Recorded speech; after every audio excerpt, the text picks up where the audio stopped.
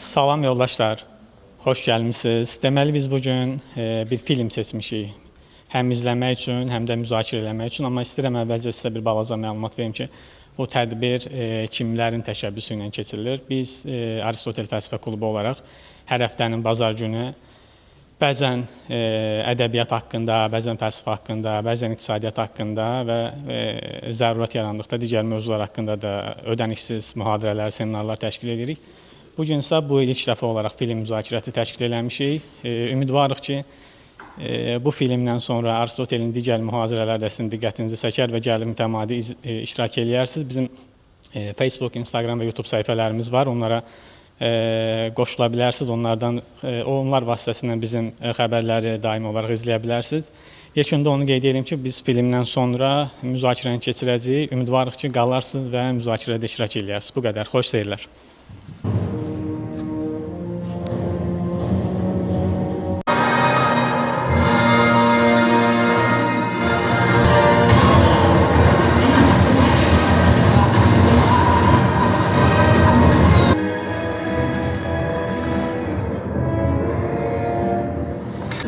Her zaman gücünü korumaya devam eder. Gerçeklerin ortaya konulduğu sözleri.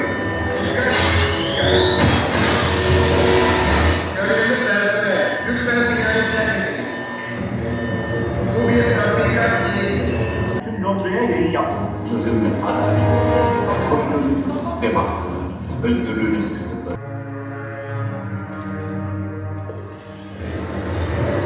Ve böylece 5 Kasım gününün artık hiç hatırlanmadığını anladı.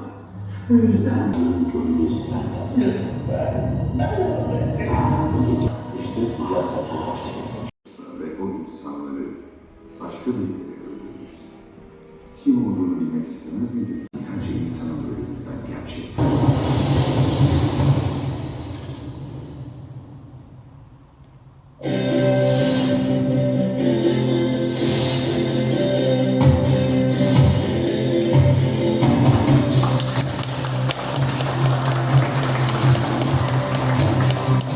Yoldaşlar, bir daha hər birinizi xoş gördük. Ümid edirik ki, film maraqlı gəldiysə, kim ki ilk dəfə izləyirdi və burada çoxlu şəxslər var ki, ikinci, üçüncü, hətta bir nəfər deyir ki, 5 dəfə izləmişəm. Amma ümid edirəm ki, yəni izlədiyiniz zaman hansısa yeni məqamları, yeni fraqmentləri, simvolları görə bildiniz və elə müzakirə zamanında bunlardan danışacaq. Amma əvvəlcə qeyd etmək istəyirəm ki, bu filmin seyrini təşkil edən Aristotel Fəlsəfə Klubudur. Və Aristotel Fəlsəfə Klubu bir qrup gənclərdən ibarətdir və o gənclərin bir hissəsi buradadır, bir hissəsi bizik, bir hissəsi burada deyil, təəssüf ki, bir hissəsi ölkə xaricindədir və bizim məqsədimiz nədən ibarətdir? Nəyə görə film nümayişləri, fəlsəfi seminarlar, incəsənət haqqında və müxtəlif mövzularda, ədəbiyyat və sair mövzularda təlimlər keçirik.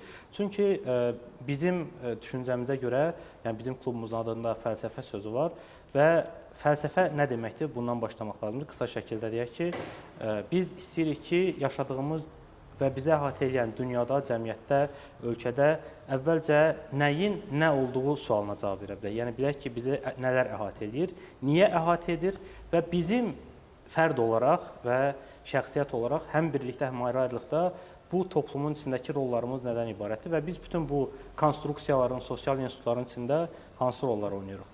Və bunu başa düşməyin çoxlu sayda yolları var. Fəlsəfə yeganə yol deyil. Sadəcə fəlsəfə daha geniş şəkildə bunlara baxmağa icazə verir və buna görə də biz az öncə dediyim kimi müxtəlif mövzularda təlimlər keçirik və eyni zamanda müxtəlif filmlərin nümayişini təşkil edirik, müxtəlif kitabların müzakirəsini həyata keçirəcəyik həmçinin qarşıdakı aylar ərzində və məqsəd yekunlaşdırsaq bir nəticə kimi desək, məqsəd həm də bundan ibarətdir ki, bizim təlimlərdə iştirak edən şəxslər, bizim görüşlərdə iştirak edən şəxslər həmin o metodologiyanı, yəni dünyanı dərk eləməyin bir üsulunu əldə eləsinlər. Başa düşsünlər ki, onları nə və niyə əhatə edir və belə deyək, bunların içərisində onların rolu və yeri nədən ibarətdir. Yəni, insan əgər hansısa bir üsula, metoda malik deyilsə, təbii ki, ona ətrafdakı hər şey ya xaotik gələcək, ya da onun düşüncəsi eklektik, yəni qarışıq məqamlardan ibarət olacaq və onun üçün ətrafda baş verənləri başa düşmək çox çətin olacaq. Və insan özü də bilmədən bir-birinə zidd olan çoxlu baxışları özündə daşıyacaq, amma belə deyək, bir növ, yəni bu baxışların onda yaratdığı ziddiyyəti və onun dünyanın düzgün şəkildə dərk eləməsinə necə mane olduğunu anlamayacaq və əslində bu gün nümayiş etdirdiyimiz filmə keçsək, V for Vendetta, yəni Vendetta üçün V filmə keçsək, bu filmdə əslində danışacağımız və sizlə birlikdə müzakirə etmək istədiyimiz çoxlu məqamlar var və əslində bu filmin çox dərin fəlsəfi qatları da var və bir çox filosofların ideyalarını biz burada müşahidə edə bilirik. Bir qədər sonra əslində sizin ürəyinizi çox sıxmaq istəmirəm deyə çox dərinlərə gedib bu məsələlərə toxunmayacağam, amma qısa şəkildə bir qədər sonra müzakirə zamanı deyəcəm ki, həmin filosoflar kimdir və onların hansı ideyalarından bu filmdə istifadə olunub. Amma qısa şəkildə əslində Yusif də öz sözlərini dedikdən sonra mənə maraqlıdır ki, filmə baxdıqdan sonra ilk təəssüratlarınız nədən ibarətdir? Çünki ilk təəssürat çox önəmlidir. Yəni məsələn mən bu filmə ilk dəfə baxanda yaşım belə deyim, yəni yaşım və nəzəri biliklərim o qədər dayaz idi ki, əslində sadəcə müəyyən bir etiraz ruhu qazanmışdım və 2 gün sonra, 3 gün sonra yəni unudulub getdi bütün bunlar. Amma məsələn indi artıq bilmirəm 10-cu, 12-ci neçənsə dəfə baxanda artıq tamamilə fərqli məqamları görmək olur və əslində hər dəfə baxanda təbii ki, insanın yeni nəsə görməsinə təəccüblə heç nə yoxdur. Çünki film 2 saat 12 dəqiqə davam edir və burada çoxlu maraqlı məqamlar var toxunulası. Və Yusuf, sənin sözün varsa sən də bildir, sonra ilk təəssüratları Mən əslində filmin dünyada bu günə qədər oturmuş bir narrativi dəyişdiyini söz açmaq istəyirəm. Demək, bu vaxta qədər, bu 5 noyabr film çəkilənə qədər və ya komiks yazılana qədər İngiltərənin daxilində bu həmən Guy Fawkes'ın mərkəzində olduğu bir hadisəni tamam negativ yöndən şərh eləyirdi. Və insanlar hər dəfə onun istifadə elədiyi maskanı simvolik şəkildə ya yandırırdılar, ya harasa atırdılar ki, o bizim dövlətçiliyimizə qarşı belə səhv bir hərəkət edib. Çünki bu günə qədər ki, hekayə, onun mərkəzində olduğu hekayə tamamilə əks bir hekayə idi və dövlət istəyirdi ki, belə bir obrazı tarixdən bu günə kimi nə qədər onun sələfləri varsa, o formada hamısını silmək istəyirdi. Ancaq bu film o obrazı yenidən gündəmə gətirdi və tamam başqa rakursdan belə deyək ki, onu tamaşaçılara göstərdi. Bu hekayə belədir ki, 1-ci James vaxtında İngiltərə artıq istəyir ki, tamamilə bir protestant əxlaqı formalaşdırsın adada. Ancaq adanın böyük əksəriyyəti, necə ki, bugün İrlanda torpağının bütün hissəsi katolikdirlər və 1-ci James istəyir ki, protestantları hakimiyyətdə saxlasın, o əxlaqı qursun. Ancaq bu bizim Guy Fawkes və onun yoldaşları belə bir qərara gəlir ki, bu üsul idarəçilik onsuz da pisdir, dini nöqteyi nəzərdən onsuz da dözülməzdir və bir də bürokratik əngəllər nöqteyi nəzərdən yaşamaq bu ölkədə qeyri-mümkündür və belə bir hadisə, burada hadisə haqqında ətraflı danışmışdı filmdə. Onu həyata keçirmək istədilər və bu uğursuzluğa düçar oldu. Çünki onun yoldaşlarından biri, Guy Fawkes'ın yoldaşlarından biri öz həmən o Britaniya parlamentində olan bir dostuna da gizli məktubla xəbər verir ki, bəs o gün orada bir partlayış olacaq, yaxşı olar ki, sən ona getməyəsən.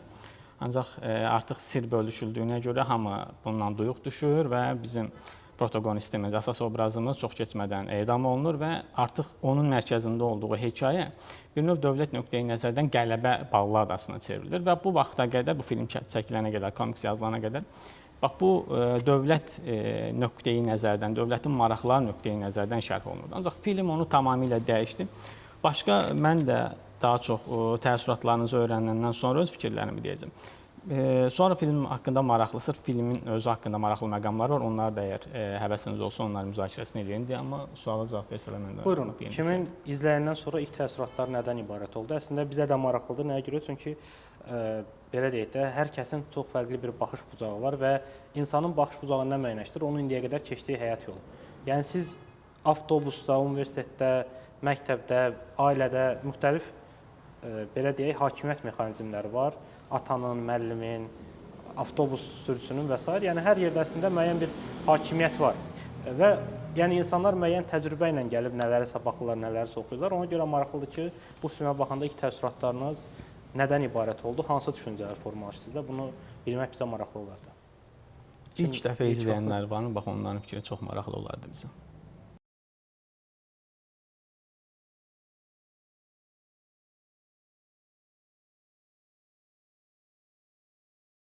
Və bəzi notlarım var.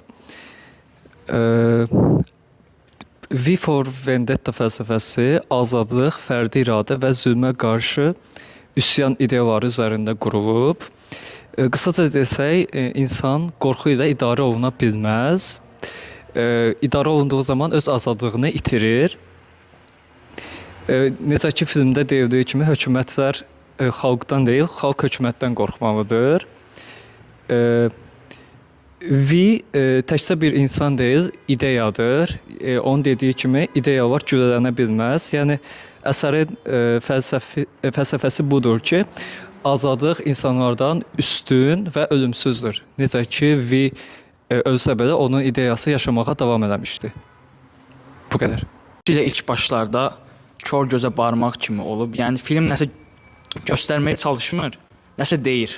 Dialoqlar sanki elə izləyicinin özünə deyilirmiş kimidir. Bəlkə də məqsəd bu yöndədir, ola bilər. Amma yenə də filmin bir film olaraq izləyəndə ideyaya baxmayıb, film olaraq baxanda dediyim kimi daha fərqli göstərə bilərmiş kimi gəlir. Xüsusilə başlarda.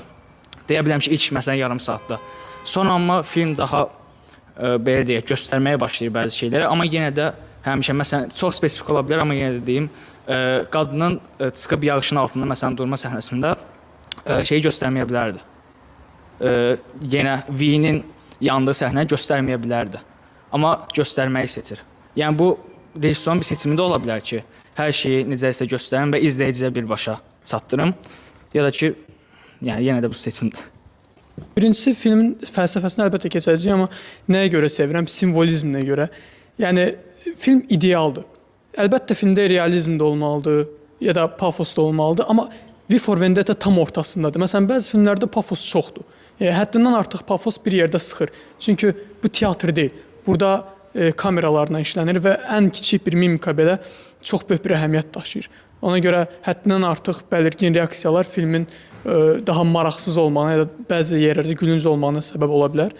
Və digər tərəfdən filmin çox sadə olması da pisdir. Yəni ən azından belə mənim şəxsi zövqüm daha biraz pafosla sadəlik arasında bir mövqe tutur. Tam mənim zövqümdə bir filmdir, belə deyə bilərəm. Eyni zamanda bu film məsələn biz bir yoldaşla da müzakirə edirdik. Burada bir serialdan danışacağam. Hamının baxdığı Breaking Bad. Məsələn orada deyirdik ki, ağ və qara yoxdur, hər şey bozdur.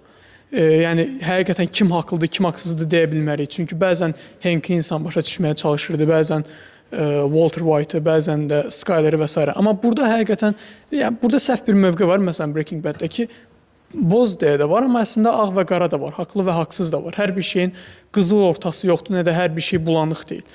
Məsələn, V for Vendetta'da bu ağ və qara həqiqətən doğru bir şəkildə göstərilib. Niyə? Çünki zülm eləyən var, zülm görən var. Təbiətin dialektikası da budur. Yəni insan da təbiətin bir parçasıdırsa, deməli insanda da o ziddiyyətlər olmalıdır. Ki filmin dialektik hissəsindən V-nin özü də görsənir. Məsələn, V deyir ki, məni onlar yaratdı. Yəni V-ni onlar yaratdı. Amma V də özü onları yox edir. Məsələn, Karl Marx'ın və Friedrich Engels'in eyni zamanda digər böyük bir mütəfəkkir və böyük bir inqilabçı Leninin də əsərlərində görsənir ki, həqiqətən kapitalizmin daxilindəki ziddiyyətlər kapitalizmin sonunu qoyacaq. İdeal bir filmdir, bir nəfərə görə natamam filmdir və yaxud da ki, çatışmazlıqları fərqli nöqtələrdə görürük və əslində filmin təbii ki, çatışmazlıqları var və bu barədə danışmaq da olar, amma mənə elə gəlir ki, buna diqqət ayırmaq lazım deyil və burada vacib məqam nədən, maraqlı məqam nədən ibarətdir? Bizim həyatımızla belə deyək. Yəni bu filmə baxanda əslində Azərbaycanı görmək ya da özümüzü görmək çətin deyil. Məsələn, filmdə bir BTN səhifəsi adlı televiziya kanalı var və davamlı olaraq ölkə rəhbəri, North Face partiyasının rəhbəri həmin o kanal vasitəsilə çıxışlar eləyir insanlara.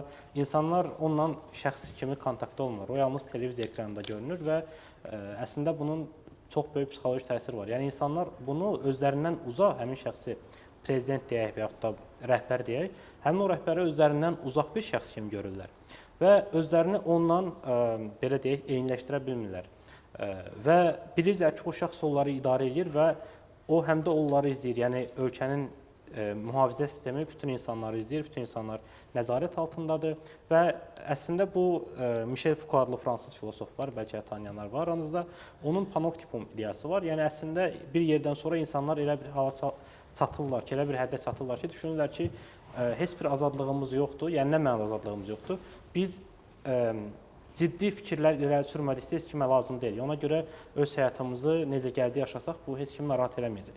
Amma əgər biz təhlükəli və yaxud siyasi fikirlər səsləndirsək, dərhal bizi izləməyə başlayacaqlar. Və insan əmin deyil ki, onu izləyirlər yoxsa yox, sadəcə artıq onda belə bir qorxu yaranıb ki, mən azadlığın olmadığı bir cəmiyyətdə yaşayıram və ilk əvvəl filmin baş personajı olan qadın Ivy belə bir qorxu ilə bir növ, yəni bu qorxunu özündə ifadə edir. Çox qorxaq bir insan idi, amma V ilə tanışdı, onun həyatını dəyişdi. Nəyə görə? Çünki V ilə tanış olandan sonra dəyər əldə elədi. Yəni müəyyən bir dəyəri mənimsədi. Bu dəyər nədən ibarətdir? Belə deyək, ədalət hissi. Yəni V ona göstərdi ki, bizim yaşadığımız ölkə ədalətdən məhrumdur. Burada insan azadlığı heç bir əhəmiyyəti yoxdur. Əgər sən təhlükəyə çevirəcəksənsə, səni məhv edəcəklər. Əgər sən alət kimi istifadə edilmək üçün lazımsansa, səni alət kimi istifadə edəcəklər və yəni sənin heç bir azadlığın əslində yoxdur və sən bu azadlıqdan bir növ məhrumsan və ona görədir ki, çünki biz ədalətli cəmiyyətdə yaşamırıq və V əslində qorxaq bir insandan azad bir insana o halda çevrildi ki, o dəyər qazandı. Yəni həyatının mərkəzinə qoymaq üçün bir dəyər əldə elədi və əslində V ona deyəndə ki, bu qatardakı belə deyək, yəni həmin o hissəni sən basacaqsan ki, qatar hərəkət eləsin, parlamenti patlatsın. Bu ona görədir ki, çünki artıq o dəyəri mənimsədiyini düşünürdü.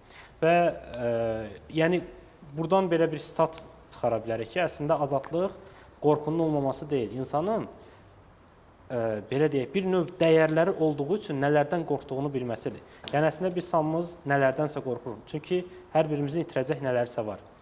Qorxusuz insan yoxdur. Yəni cəmiyyətdə yaşayan heç bir insan nədənsə qorxmaya bilməz.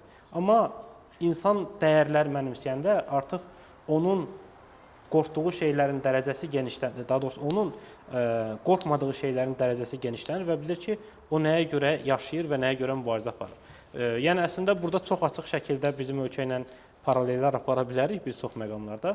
Bəs mənə maraqlı ki, sizə şərt təkcə dövlətdən və yaxud da ki, hökumətdən getir. Ümumiyyətlə, bu filmə baxanda yəni bir oxşarlıq qurduğunuz, özünüzlə assosiasiya elədiyiniz və yaxud da bəlkə baş personajların yerinə özünüzü qoyduğunuz anlar oldumu ki, yəni deyəsiz ki, yəni kaş mənim də bu cəsarətim var ya da bu səhnə mənə çox danışdı. Məsələn, ASTV-ni xatırladır ya da başqa nəyisə xatırladır. Yəni bu cür anlar oldumu ki, filmlə özünüz arasında bir oxşarlıq qura biləsiniz və yaxud da ki, belə deyək, filmlə fərqlər görəsiniz ki, məsələn, bu filmdə baş verən hadisələr təbii ki, bir növ alternativ reallıqda baş verir.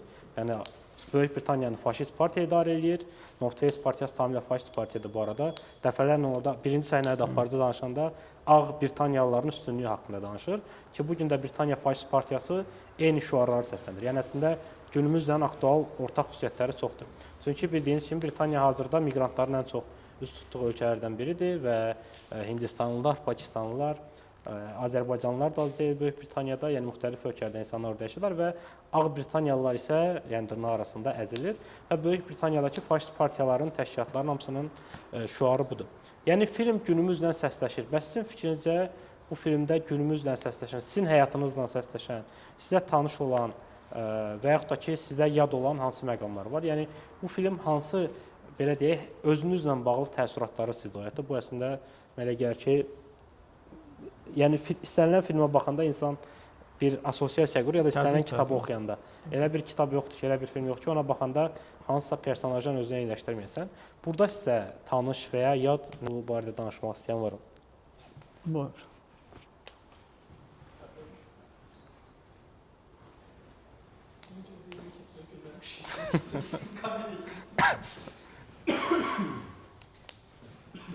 Məncə filmdə hər bir obrazın ayrı-ayrı bəzi yerlərdə empatiya qurmaq olur. Çünki sırf bir obraza fokuslanmaq çətindir. Məsələn, burada hamımız həyatımızın nasıl bir hissəsində haqsızlığa məruz qalmışıq ya da bəzən haqsızlıq görmüşük ya da bəzən haqsızlığa qarşı çıxmışıq və dəstək görmüşük, bəzən isə görmüşük. Ona görə mənə elə gəlir ki, izləyici həm İvlə də yeri gəlində empatiya qurur, qorxduğu, səs çıxara bilmədiyi ya da sadəcə haqsızlığa məruz qaldığı anlarda ya da bəzən video obrazının özünün də empatiya qura bilir. Çünki haqsızlıq sadəcə məsələn hər yerdə və sadəcə burada onu verirlər. İş yerində olsun, oyunlarda olsun, məktəbdə, ailə daxili, dost ətrafında ya da elə siyasi bəzi məsələlərdə və s. Ona görə həqiqətən insan böyük siyasi məsələlərin içində girməsə də haqsızlığa məruz qalıb ona qarşı çıxa bilər.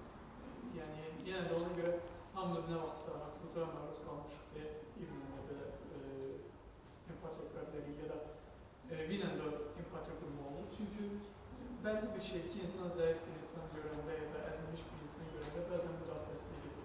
Hatta elə heyvanı da olsun. Ona görə yeri gələnə bir obrazını özündən də empatiya qurma olur.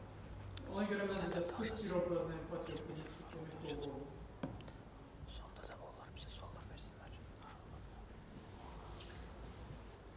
Başqa fikrini demək istəyən var? Hə, buyur.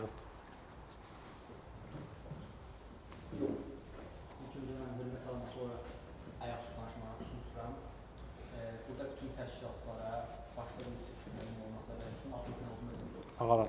Ağalar, sizə təşəkkür ediyoruz ki, bizi gördünüz. Burada yine görüşünüz artır və bir filmlər Mənim filmdən başqa olaraq fikirlərim olar ki, bu zamandan sonra hər həftə filmlər təşkil edir baxaq və ilk film olaraq Andrey Tarkovskinin klassiklərindən izləyə bilərik. Məncə burada hamı da bəyənər və daha maraqlı bir vaxt keçmiş olaraq. Düşünürəm bu qədər bilən daha çox məsləhət olur. Əslində bu arada yoldaşlar, yəni biz bu dəfə filmləri özümüz seçdik, amma yəni sizin izləmək istədiyiniz filmlər varsa və yaxud da səs verməyə qoymaq üçün film təklifləriniz varsa, siz bizə bildirə bilərsiniz. Yəni ya WhatsApp-da qrup adminlərinə, Yusifə və mənə yaza bilərsiniz və yaxud da ki, Instagram səhifəmizə, Facebook səhifəmizə yaza bilərsiniz film təklif ideyalarınızı. Biz bunları nəzərə alacağıq və növbəti dəfələrdə yəni çox insana maraqlı olan filmləri təbii ki, izləmək istəyirik. Yəni bu filmdə səs verməklə seçib, indi WhatsApp qrupunuzda olmayanlar bəlkə var aranızda. WhatsApp qrupumuzdakı səs vermədə açıq fərqlə bu film üstünlük qazandı. Açığı mən heç bu filmi gözləmirdim. Mən düşünürdüm ki, bəlkə Fight Club birinci yerdə olacaq, amma ikinci yerdə Fight Club idi, sonra da Girl Interrupted. Yəni hansısa filmlər varsa izləmək istədiyiniz, bizə bildirin, biz onları səs verməyə qoyaq. Və yəni bu filmləri birlikdə izləyək, müzakirə edək və o filmlərdə görmədiyimiz, bilmədiyimiz hansısa məqamları da toxunaq. Mən bir də bir məsələyə toxunum. Əslində bu elə yaşadığımız dövrlə, tarixlə, epoxa ilə çox yaxın əlaqəlidir. Filmdə bu dövlətin, bu ideal, bu belə deyək də qeyri-adi şəraitin hansı güclər tərəfindən qurulduğunu göstərir. Orada da bizə çox yaxın olan, yaxın dövrdə başımıza gələn bir pandemiya kimi dövr başlayır. Ondan sonra dövlət çox mənasız şəkildə qadağalar tətbiq edir. Bir anda dövlət sorğulanmaz, onun qanunları qeyri, belə deyək də, insani hesab olunur. Nə mənalı? Sanki bunları dırnaqarası bir tanrı bizim üçün təşkil edib və onlar pozula bilməz. Məsələn, elə bugünkü ölkədən götürək, məsələn, elə bir dövr var idi ki, biz açıq havada maska ilə gedirdik və bunu sorğulamaq bizim yadımıza düşmürdü. Halbuki biz açıq havadayıq da, açıq havada maska bizim nəyimizə lazımdır.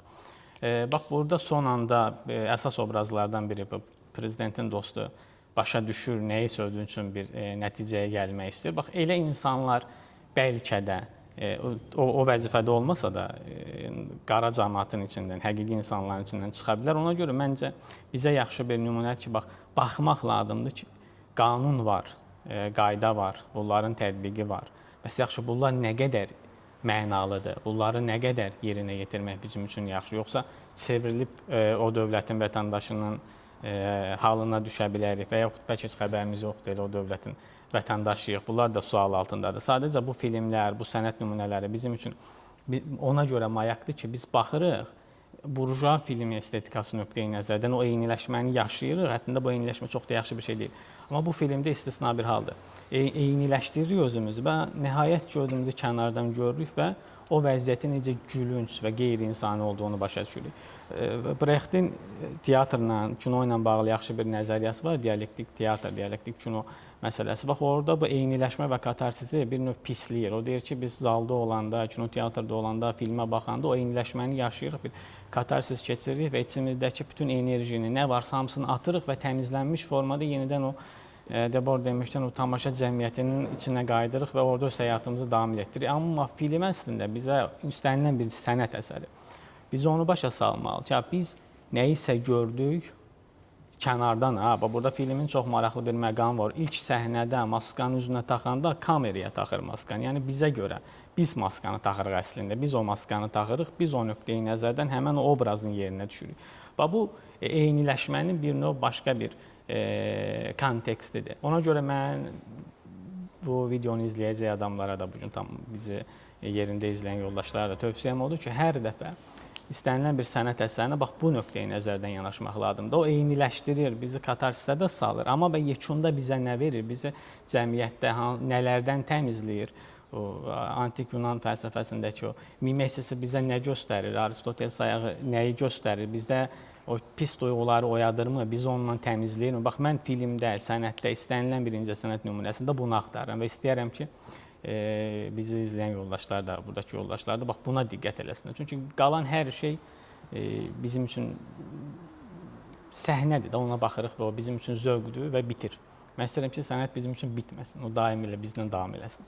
Və Yusufun dediyi məsələyə əlavə kimi deyim ki, əslində bizim qarşıdakı təlimlərimizdən biri filmləri necə oxumaq olar ya da filmləri necə başa düşmək olar mövzusunda olacaq və orada əslində film təhlili ilə bağlı danışacağıq. Və Yusufun dedikləri üzərinə bir neçə fikir bildirib, yenidən sizə bir sual verəcəm. Sonra sizin suallarınız olsa bizə filmlə bağlı anlamaq istədiyiniz, başa düşmədiyiniz səhər olsa soruşa bilərsiniz.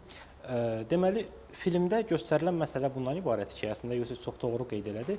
Yəni, insanlar müəyyən təkrarlanan davranışlardan sonra absurd olan şeyləri normal kimi qəbul edir. Məsələn, artıq 5 ildir ki, sərhədlər bağlıdır və koronavirus səbəbi ilə bağlıdır, yəni sərhədlər və eyni zamanda həmin filmdə də həmin cəmiyyət üçün absurd olan bir sıra ideyalar var. Məsələn, yeni insanların yetişdirilməsi üçün təcrübələrin aparılması və buna bənzər digər məqamlar və yəni bu nəyə görə normallaşır? Çünki təkrarlanır. İnsanlar təkrarlanan şeylərin dəyişmədiyini görəndə bunu normal hadisə kimi qəbul eləməyə başlayırlar və düşünürlər ki, əgər heç kim etiraz eləmirsə, yəqin ki, bu normadır. Bəs bu norma bizim beynimizdə necə kök salır, niyə biz onu həqiqət kimi qəbul edirik? Bu barədə İtalyan filosofu Gramsci çox yaxşı şəkildə özünün həbsxanada həbs həyatı keçən zaman yazdığı həbsxana gündəliklərində qeyd edir ki, ümumi həqiqətin, ümumi ağlın common sense formalaşması o formada baş verir ki, təhsil, kütləvi informasiya vasitələri, din, incəsənət, dövlətin əlində olan bütün digər təsir vasitələri, institutlar, bunlar hamısı bir növ belə deyək də, yəni bizim hamımızdan daha çox büdcəyə malikdir. Və bunların hamısı ümumi məqsədə xidmət edir deyə biz hər yerdən, həm televizordan, həm internetdən, həm teatra gedirik, teatr səhnəsindən bunu görürük, hansısa kino fondunun çəkdiyi filmə baxırıq, kinematograflar birinin çəkdiyi filmə baxırıq. Orada bu filmdə bu ideyaları görürük və yekunda bizə bu normal bir həqiqət kimi görünməyə başlayır və biz artıq düşünürük ki, elə həqiqət məhz bundan ibarətdir. Çünki bizə hər yerdə bu təqdim olunur. Yəni səhv olsa yəqin ki, bu təqdim olmaz və beləliklə də bizim beynimizdə heç bir əsası olmayan düşüncə həqiqətə çevrilməyə başlayır. Yəni azad düşünmək üçün insanın özünün bir metodu olmalıdır və bu metodu bizə nə təhsil sistemində verilir, əksinə təhsil sistemi bizi əzbərləyən, düşünməyən insanlar olaraq formalaşdırmağa çalışır. Hər yerdə, məktəbdə, universitetdə müəllimlər tələb edir ki, mənim verdiyimi oxu və yaxud da get ancaq filan şey oxu. Başqa şey oxuma, başqa şey danışma mənə. Mən bunu eşitmək istəmirəm, bu sənə də lazım deyil, bu gələcəkdə sənə pul qazanmağa kömək eləməyəcək.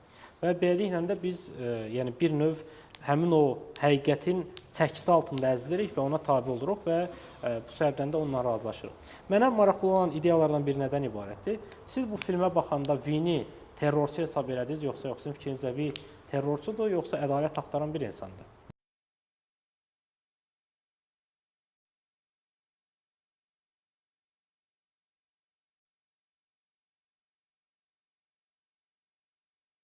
Bir maraqlı məqam indi mənim yadıma gəldi. Orada əsas obrazın öldürdüyü adamların gördüyü işə, birbaşa öldürdüyü adamların gördüyü işə baxsaq çox yaxşı olur. Birinci növbədə o kanalda birbaşa yalan məlumatlar danışan adamla hesablaşmalı olur. Çünki yəqin ki, o nəticə çıxarır ki, təbliğatı aparan artıq o nə qədər güc sahibidir, nə qədər asılıdır, bunlar ikinci dərəcəli məsələdir. Demək, bu şərin yayılmasında onun da birbaşa rolu var. İkinci məqamda o dindar bir keşişi, daha doğrusu birbaşa keşişi öldürür. Demək, dinin də cəmiyyətin necə deyək, sıradan çıxmağına, mutiləşməyinə öz dırnaq arası müsbət təsiri var. Bunların hesablaşmaq lazımdır. Bax, film haqqında danışdıqda gör nə qədər məqamlar ortaya çıxır indi.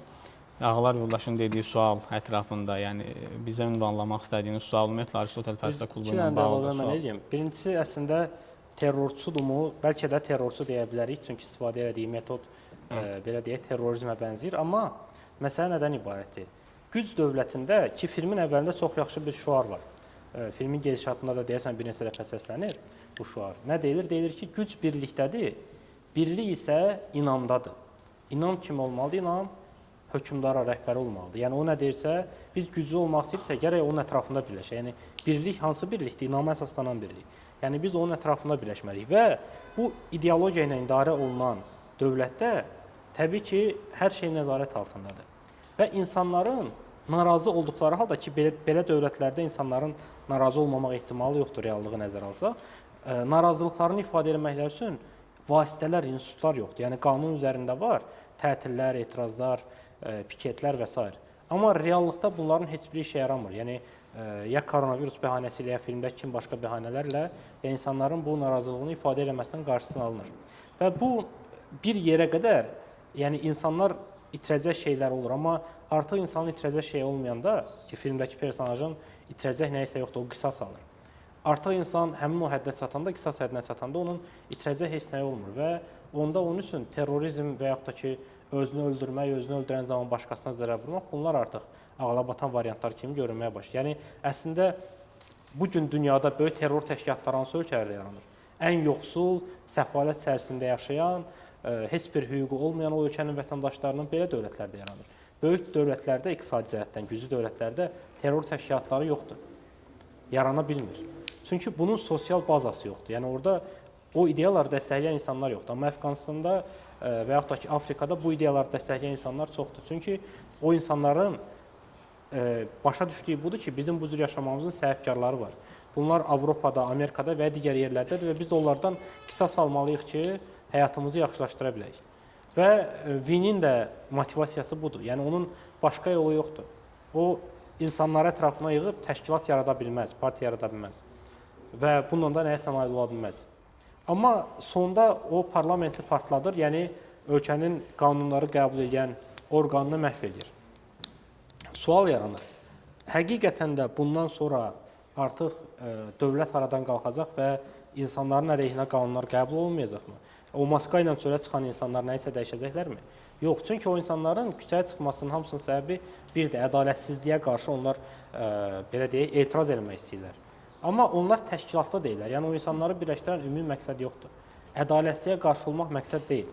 İnsanların ətrafında birləşdiyi bir proqram, əvvəlcə bir təşkilatda birləşməlidirlər. Sonra isə bir proqram olmalıdır ki, o insanlar o ideyaları başa düşsünlər. Vinin bu qədər tərəfdarının olmasının səbəbi onun dediyi şeylərin insanlarda bir növ səsləşməsidir, insanların onlarla razı olmasıdır.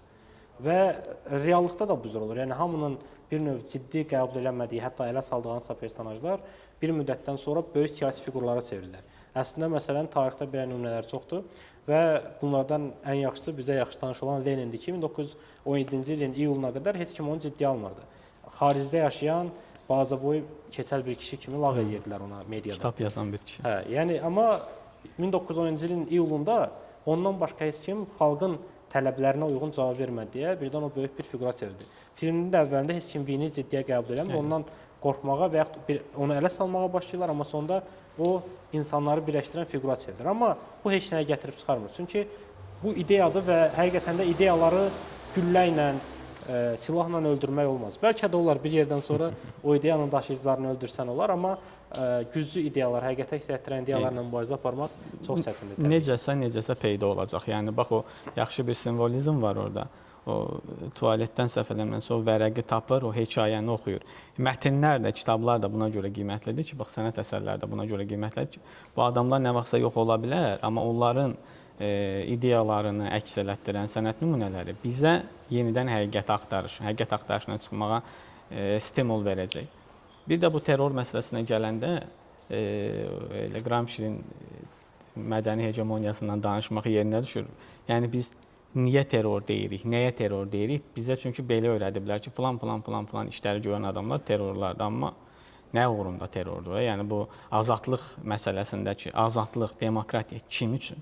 Hamı üçün, bundan əvvəl günahkar olan dövlətlər üçün də azadlıq. Məsələn, bugün hesab eləyək ki, biz İsrail vətəndaşıyıq. Azadlıq, demokratiya. Netanyahu üçün də azadlıq, demokratiya. Hansı sinif üçün azadlıq və demokratiya? Bax, terror da kimə qarşı, hansı sinifə qarşı terror? Onun adı niyə terror və bu niyə bizim üçün pis səsləşir?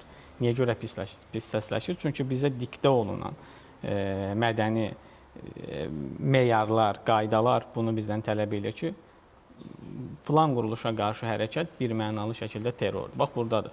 Xalqın seçdiyi parlamentə, onun nümayəndələrinə qarşı silahlı müdaxilə terrordur. Ancaq yaxşı ki, bundan razılaşmayan adamlar bu belə sənət əsərləri çəkirlər, göstərirlər və biz başa düşürük ki, hər şey diktə eləyən sinifin maraqları ilə hesablanır. Yəni bizə görə bu tanrıdır, dindir, musiqidir, sənətin istənilən nümunəsidir. Bizim üçün göstərirlər, biz də qeyd-şərtsiz qəbul edirik. Bizə deyirlər ki, sənət belə olmalıdır, bizə razılaşırıq ki, sənət belə olmalıdır. Amma yox, alternativlər var və alternativlər də həmişə əsasa çevrilmək üçün gözləyir, o növbəsini gözləyir. Bir də sonda əslində belə filmləri nəyə görə müzakirə eləmək lazımdır? Çünki çox hallarda insanlar bu cür filmlərə baxanda, yəni məntiqli bir sual yarana bilər ki, bu filmi böyük bir büdcə ilə çəkiblər. Burada oynayan aktyorlar, məşhur aktyorlar da, onların milyonlarla təbii ki, qanararı var və yəni niyə Hollywoodda və yaxud da Britaniyada ya da başqa ölkələrdə böyük pullar ayırıb sistemə qarşı filmlər çəksinlər, niyə kapitalistlər üzərini tənqid etsinlər? Bu cür filmlərə baxıb onları anlamayanda əslində insan bir növ katarsis yaşayır. Yəni bir növ mənəvi ekstaza düşür ki, oyda hökuməti məhv elədilər və bunu yəni beynində canlandırır və bununla ötür keçir üzərindən ki, yəni bu hansısa bir alternativ reallıqda, ekranda baş verdi.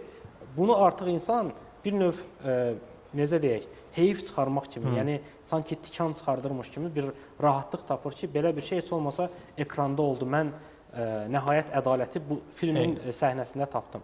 Və bunun müzakirə etmək ona görə vacibdir ki, biz buradan özümüzə lazım olan nəticələr çıxaraq. Yoxsa əks təqdirdə ona baxıb keçmək heç sənə gətirib çıxarmayacaq. Yəni bu bizə heç nə verməyəcək. Həmin o rahatlaşmanı tapıb üzərindən keçəcək. Yəni burada bizə görmək, bu filmi oxumaq o baxımdan vacibdir. Məsələn, başqa bir alternativ gətirəcəm. Filmlə yox, Planet Parnis Bakunu yəqin ki, tanıyırsınız çoxunuz və bu yaxınlarda məlum hadisə baş verəndə hamı dedi ki, bəs onlar yaxşı tənqid edirdilər parlamenti və s. ki, parlamenti illərlə tənqid olunması həmin o teatr səhnələri, teatr deməyə, onun teatr sözünü bilmək istəyirəm, amma yəni həmin bu humoristik səhnələrlə bu cür təqdim olunması parlamentin və yaxud da hansısa məmurların, bu da həmin effekti yaradır. Yəni insan gülür və gülüb keçir üzərindən. Deyək ki, onsuz da bu parlament, yəni əslində parlament dövlətin sütunudur, cəmiyyətin sütunudur. Yəni parlamentdə oturan şəxslər reallıqda bizim seçdiyimiz və bizim adımızdan, bizim mənafeyimiz naminə qanunlar qəbul edən şəxslərdir. Hökumətin ən əsas qoludur, ən əsas qollarından biridir. Və onun qəbul elədiyi, yəni parlamentin qəbul elədiyi qanunları artıq icra edici hakimiyyət, prezident və Nazirlər Kabineti icra edir. Olar bir dənə bunu deyim. Biz məsələn parlamentin nümayəndələrinə güləndə, məsələn biz Razi Nurullayevə güləndə, biz əslində güzgüyə baxıb özümüzə gülürük ki, belə bir vəziyyət bunun içindəyik. Halbuki amma sən demişkən, sən demişkən amma biz onu gülürük, deyirik ki, necə boş adamdır, necə gülməli adamdır. Yenə də gülək və kanalı dəyişir. Amma elə deyil də. Yəni o gülmək özümüzə gülmək kimi bir şeydir. Əslində o bizi rahatlaşdırmadır. Yəni ona görə filmləri istənilən hər şeyi şərh eləmək ona görə var. Yəni əvvəldə dediyimiz insanın dünyanı şərh eləmək üçün bir metodunun, yəni vasitəsinin, bir şərh üsulunun olması o baxımdan əhəmiyyətlidir ki, ətrafında baş verənlərə və gördüklərinə ya da ona sırnanlara məna verə bilsin. Məna verə bilsin ki, universitetdə nəyə görə savadsız müəllim gəlib onun müstəqil düşünməsinin qarşısını alır, nəyə görə dövlət büdcəsindən çəkilən filmlərdə bu qədər mənasız motivlər var və yaxud da ki, ətrafda baş verən digər hadisələrin səbəbləri nədən ibarətdir və o qədər absurd var ki, bunu düşünməyə başlayanda insan əslində belə deyək də bu yükün altında itə də bilər. düşünməyə başlamaq lazımdır, amma bunu müəyyən bir metodla eləyəndə, sistemli eləyəndə əksinə insan azad olur. Azad olmaq bir növ, yəni məsuliyyət daşıdığını hiss eləmək deməkdir. Məsuliyyət olmadan azadlıq yoxdur. İndi yenə keçək, sizin kiminsə sualları varsa, nəsə əlavə eləmək istəyirsən? Yox, kiminsə sualı varsa, onu bildirsə. Əlavə eləmək istədiyiniz. Başa düşdüyüm bir mövqeyi bildirmək istəyirəm ki, normalda Bağlos kimi başqa filmlərdə, başqa sol filmlərdə, üstəlik türk sol filmlərində daha çox nəzəri mövqeyi üstün tutulur. Prosta burada daha çox idealist mövqeyi üstün tutulur. Əsas olan fikirlərdir, əsas olan insan azadlığıdır və s. Bir də filmdə bir neçə mesaj verilib. Məsələn, axırıncı səhnədə filmdə normalda müxalif olaraq ölən obrazlarda maskalarını insanlar açanda onlar da açılır. Əgər heç kimin əlavə sualı, fikri yoxdursa, o zaman istəyirsiniz yekunlaşdıraq, sonda xatirə şəkli çəkəcək. Sonda kim istəsə xatirə şəkli çəkəcəyini yaxınlaşıb Adətən çəkə bilərsiniz. Bu bizim klubun ənənələrindən biridir.